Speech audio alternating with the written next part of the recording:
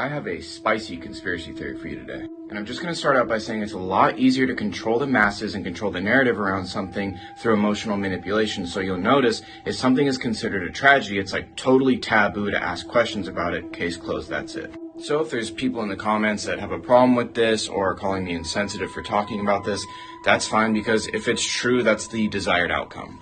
Anyways, this is the crew of the 1986 Challenger space shuttle mission. Infamously, on January 28, 1986, the space shuttle exploded right after takeoff. The disaster was broadcast on live television to 40 million viewers. Two men, Bob Eberling and Roger Boisjoli, worked tirelessly to warn NASA about an issue with the shuttle's O-rings, making calls and warning anyone that would listen going all the way back to October the prior year. They warned that if these O-rings were used on a launch on a day that was below 40 degrees Fahrenheit, that there would be a catastrophe. But of course, no one listened, which automatically kind of makes me think they wanted the catastrophe to happen. Roughly 80 seconds after the launch, the shuttle exploded and all 7 crew members lost their lives. This is Judy Resnik, an engineer and pilot aboard the Challenger mission. In 2013, an eagle-eyed internet user found Judith Resnik, a law professor at Harvard Law School. Some people were a little taken aback by the identical name, age, and likeness, so they started digging. This is Michael J. Smith, also an engineer and pilot aboard the Challenger shuttle,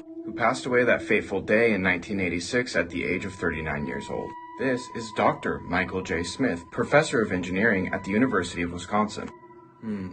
This is Sharon Christa McAuliffe, arguably one of the most famous things about the Challenger mission. She was supposedly just a teacher that was picked at random to be one of the astronauts, which made it all the more tragic when she passed away due to the Challenger disaster in 1986. This is Sharon A. McAuliffe, also a law professor who received her degree shortly after the Challenger disaster. Dick Scobie was the commander of the mission. Here's Commander Dick Scobie next to Richard Scobie, the CEO of Cows and Trees. Here's his company's original logo. It's a cow, but it's not in a tree. It's strapped to a rocket, and gee, that jet stream kind of looks familiar.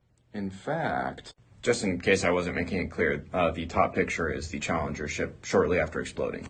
So, Astronauts Ronald McNair and Ellison Onizuka both passed away when the Challenger shuttle exploded. Miraculously, it was found out that they both had twin brothers, Carl McNair and Claude Onizuka. But ancestry searches were done for both Carl and Claude, and there was no birth records found. And the odds of 2 sets of identical twins in a crew of 7 are astronomical. But that's just a theory. Rest in peace to the crew of the Challenger space shuttle mission.